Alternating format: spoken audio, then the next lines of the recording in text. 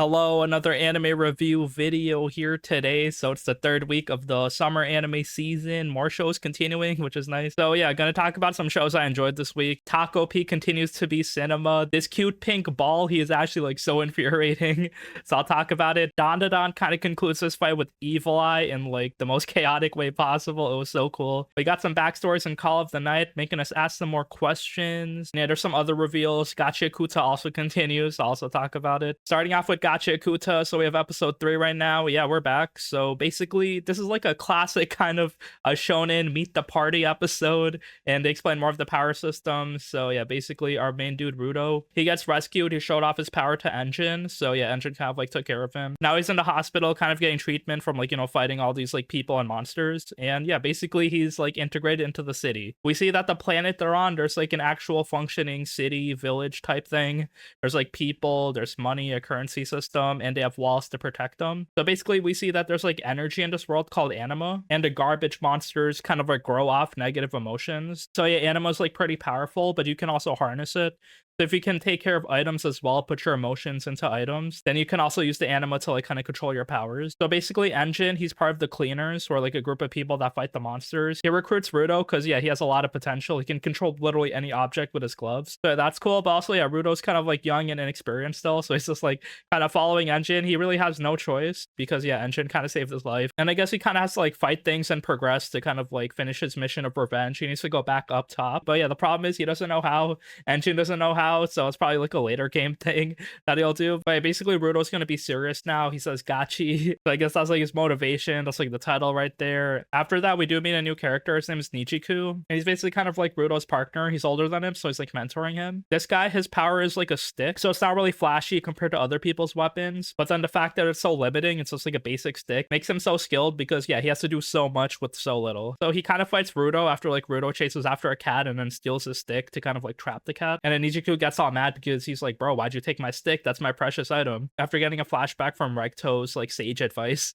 he tells Rudo to kind of like understand the situation, maybe apologize, and don't escalate to fighting. So Rudo actually follows this, and then he diffuses the situation. He's actually like really happy. But the problem is like when he tries to smile, it looks like his smile is so ugly that Nichiku kind of thinks he's mocking him. So they start fighting anyway. So they're kind of in a back alley. Rudo takes like a toilet plunger, uses his gloves to imbue it, and now they're fighting toilet plunger with stick. Although Nichiku is kind of like a stuck-up rich dude actually, so he hates getting dirty.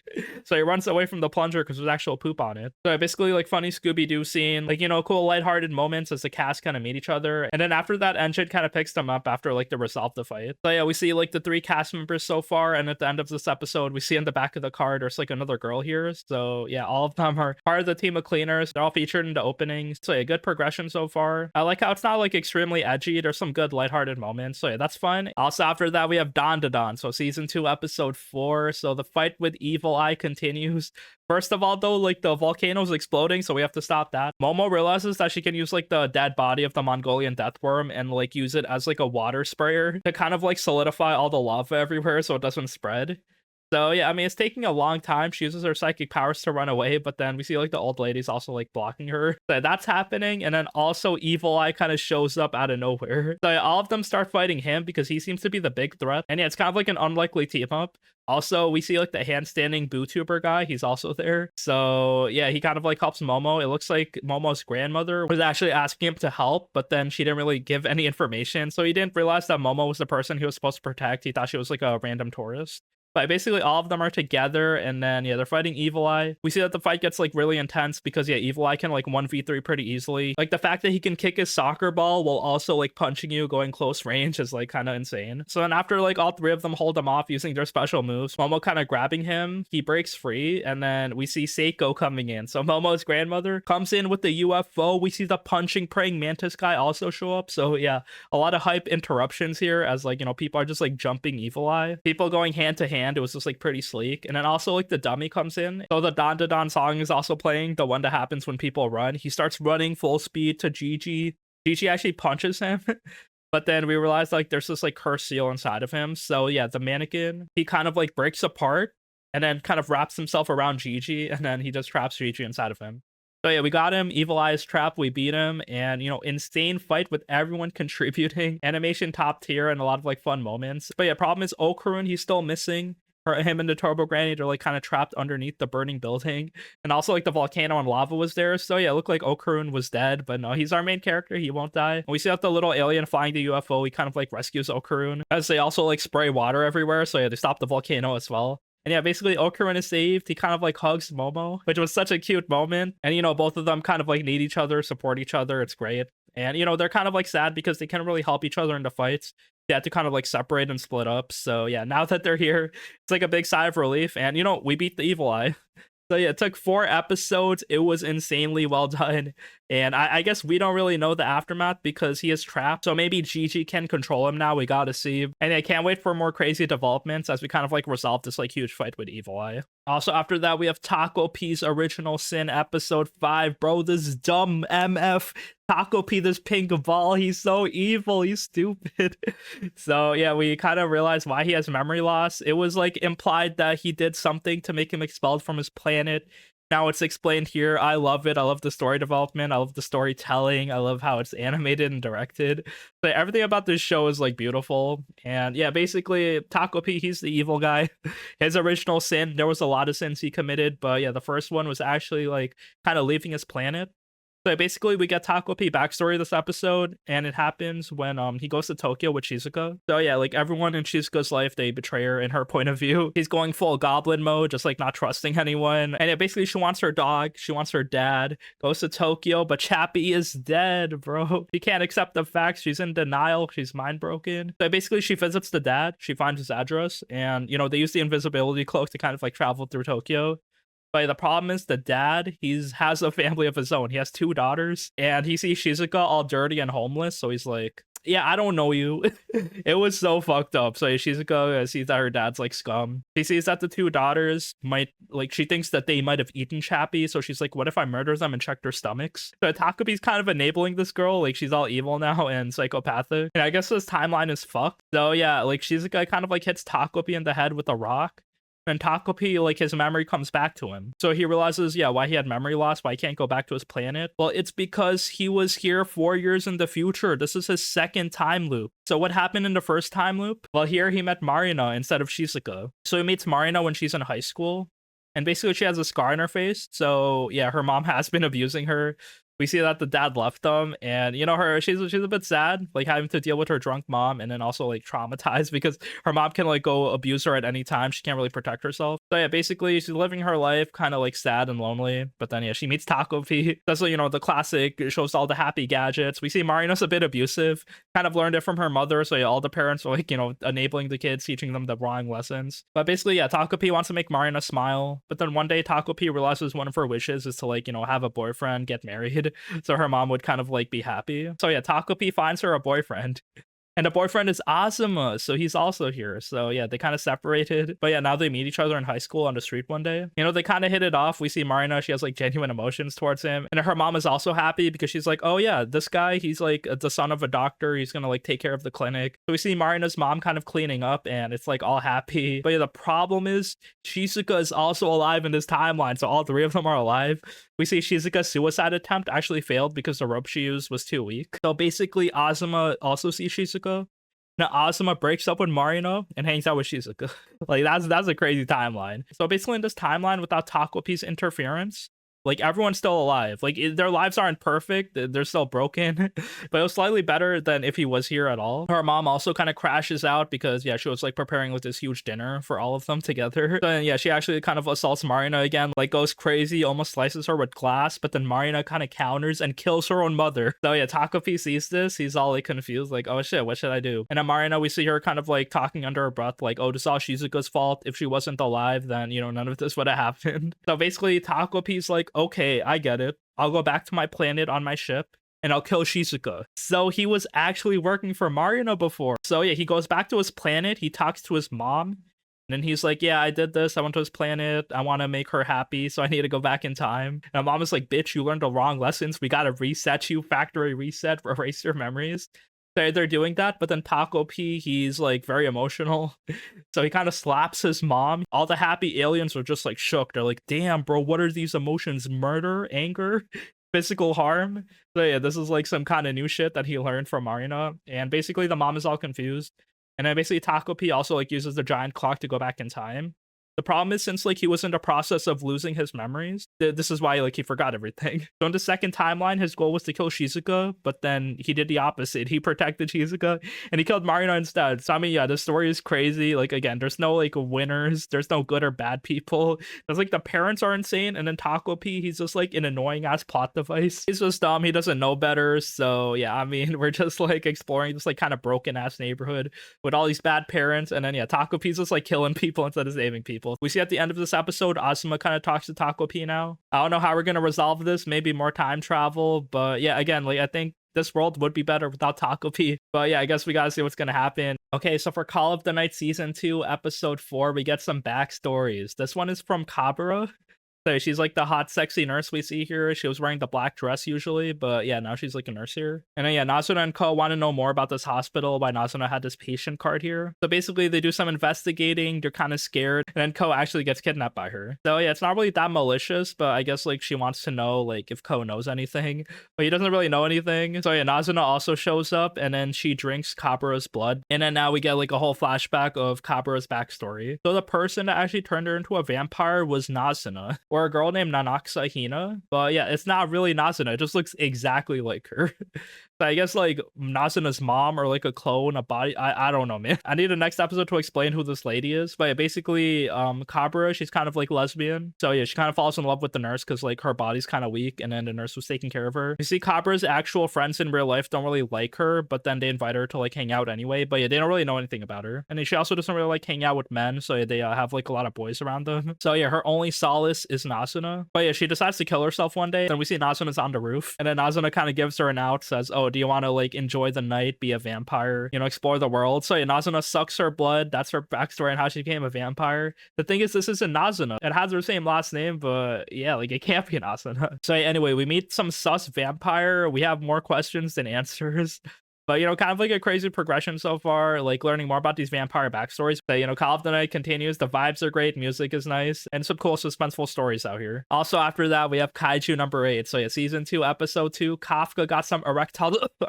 he has some transformation issues. Because, yeah, he has a mental block. It looks like he can't transform to Kaiju number 8 because they do need him. So, everyone's fighting the dude from the first division. We see Shinomiya there, and also, like, a lot of other, like, kind of strong people with guns and other weapons. The problem is, yeah, they need Kaiju number 8, and Kaiju number 9 also shows up, but yeah, he can't transform. He tries 3 times, he gets shot in the arm, like he just can't do it.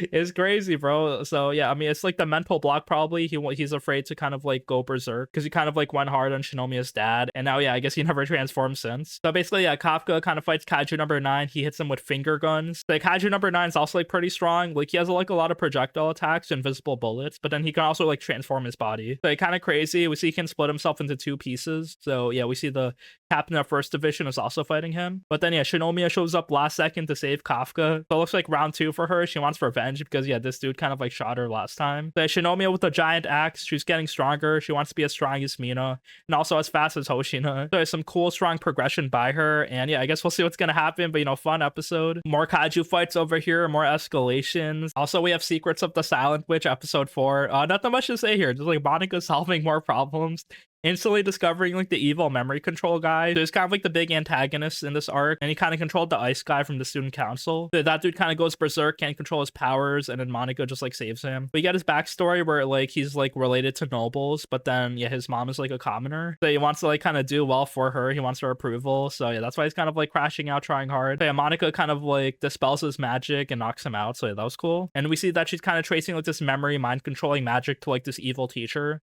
Like he was like kind of embezzling the funds of the student council, and then he was just like framing everybody for it. So he tries to use this spell on Monica, but then Monica kind of refines it, makes it better because he's like, yo, my spell is perfect, and she's like, nah, this shit ain't perfect, I'll make it better. And then she kind of counters it on him, and his mind kind of gets placed into like a dream where he's just like dreaming of pigs for 24 hours. Also, it's kind of illegal to use like memory controlling magic, so Monica kind of like gets panicked after like a badass showing of her beating this guy easily. We see like the wind familiar of the other sage. He's kind of like handling everything everything in the back. And yeah, they solve the problems. We see that the prince, he knows that Monica is actually like really strong, so he thinks that she's undercover for some group. He doesn't know which group, but yeah, I mean, her cover is blown pretty much, but she's also like pretty close to the prince. So it's like more fun progressions with everyone. The social anxiety continues, and it's also cool to see Monica lock in when she has to. All right, so for Ruri Rocks episode 4, I mean, a cute slice of life episode again, but yeah, our girl Ruri, she's making discoveries, and then yeah, like using science to just like better herself, be happy, and contribute in this group. So yeah, basically their goal right now is to find Sapphire. He's working in the college with all the other kind of like baddies. Yeah, they're kind of like discovering Sapphire through like sand deposits, so they have to kind of use the microscope to look through everything. It's still like a lot of like hard menial work, so she kind of gets tired, but then she realizes like the whole mountain can be seen by this deposit of sand because there's so many different like minerals you can see through the microscope. So they see like tiny pieces of sapphire, and then they realize it's from like this river. To actually like narrow down where it actually is, they have to like kind of check the other surrounding areas to see if it's also not there. So they have to eliminate the other sources to get to the actual source. So this episode, Rory just like collecting sand,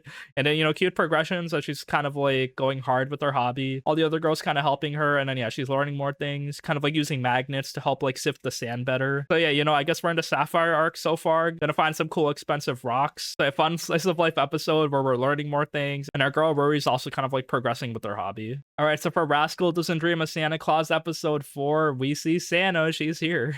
So her name here is Toko Kirishima. I mean, it's not really relevant, but I guess she's like a YouTuber, maybe like a singer here. But yeah, I guess she's been missing for like 2 months. So yeah, she's been going through puberty syndrome, but also since she's Santa Claus, she's given everyone else puberty syndrome. So she kind of like tells Sakata, oh, you can see me, I'm gonna give like 100,000 people out here puberty syndrome. And she points to like this one girl in the college. So I guess she's the cause of all this trouble. We gotta save her, but we also gotta save the other people as well. So I guess like she's doing things. It looks like she's a nurse, but she has like some premonitions, like she can kind of predict the future or something. But basically crazy ass developments. Who knows what's gonna happen? And more girls out here, more crazy circumstances. I guess Santa Claus is the antagonist so far. And also we have to help the bloody nurse girl going through puberty syndrome. Also, we have the summer Hikaru died episode 4, bro. This like anime, I love the vibes here. Just like so chill, great developments between like both characters. Hikaru kind of explaining life in the village, how it's like suffocating, there's like traditions, and then yeah, people don't like gay people. And yeah, we learn about other families also. But basically, there's like a festival coming. So yeah, cool summer festival episode where people are just like enjoying their time here. But then yeah, there's like a barrier around the area. And then when Hikaru tries to pass the barrier, like it breaks. So then that kind of alerts the dude who's like the demon hunter that they call to like kind of help. And it looks like he uses his organs to also build the barriers. So basically he knows that Hikaru's out here. Hikaru's a bit sussed out as well. So yeah, they gotta deal with that. But then him and Yoshiki also get like really close. So yeah, you kind of like a cool festival episode with the two of them. I like the explanations here, the storytelling so far. So yeah, again, like the whole atmosphere is nice in this anime. And then story continues. There's also My Dress Up Darling season 2 episode 4. This anime is a bit too serious actually for like stuff that shouldn't be that serious. So that's somewhat one complaint I have so far in this episode. But basically Marin and Gojo kind of continue their relationship. They're in school right now, and then there's like a culture festival that they're setting up for. And then it shouldn't be that serious, but it looks like there's like a beauty pageant in the festival. And in their class, they want Marin to like participate. And it's also like a cross-dressing beauty pageant. And Marin's like, oh shit, can I cosplay here? And then the teacher's like, yeah, sure. Like, it shouldn't be this much effort, but then Gojo's kind of racking his brain on it. Or like, it's gonna take a lot of work. We gotta like fix the shoulders and stuff, do some specialized shit. So this dude's going all out. But yeah, I mean, I guess like cosplay is their hobby, so it's fine. But like, damn, he doesn't have to beat himself up over it. Because there was this dramatic part where he's like, oh, I have to help Marin, but I also have to help the classmate set up the stalls because they're serving takoyaki. So yeah, he was just like trying to overwork himself. I'm like, bro, whatever, just buy her a suit. Because I feel like if you're cross-dressing as a guy, like just wear a suit. Like that's just like so easy. But yeah, I guess like they want to go hard, so she wants to dress up as like this black-haired host character, but then he's actually like a girl that's like in disguise. So yeah, kind of like a loophole there. But yeah, Marin dressing up, like it's really good and wholesome. But yeah, I thought like sometimes the anime is a bit too serious for stuff that shouldn't be that serious. But besides that, business as usual, anime continues, romance continues, it's going strong. So yeah, we'll see what's gonna happen next week. Also, we have Arknights Rise from Ember episode 4. This is the Patriot fight. Insane fight here. Like I thought the anime did it pretty well to show like Patriot, he going phase 2, just like throwing his spear. He's kind of like emanating gas around, so everyone has to wear masks. So yeah, he's just like a big hulking guy, just like fighting everybody. He seems to be like really old. He knows calcit. And yeah, basically he wants to stop the flying city, but all he knows is fighting. So he kind of just like chooses violence, attacks Rhodes Island. So everyone's just like trying to block his attacks, but yeah, his giant spear, it's like almost kills Amiya, but then she uses like her magic arts to like go hard and then block it. And then finally, as Patriot kind of gets like weakened, she uses her arts to pierce him in the heart with her black magic. So that was sick. But then yeah, Patriot doesn't go down. So just like a cool kind of prolonged fight. And then he kind of like runs, tries to attack her as well. And Amiya's just like standing there aura farming. Because yeah, she can also like read people's minds and like give them like happy memories as well. He's like, no, I don't want your memories. So he wants to kill Amiya, but then he sees that yeah, she is like the new king of Sarkaz. So yeah, she has like this black crown around her, and also yeah, he almost kills her, but then he stops and he kind of like gives her head pats. If you read the game story, then yeah, this is just like, you know, business as usual. The Patriot fight, a lot of like cool moments, and you know, we kind of continue on here. We see like yeah, Mephisto might be coming up, and then yeah, Tallulah final boss, more characters show up. So yeah, you know, more story, and also finally, there's no freaking way I'll be your lover unless episode 3.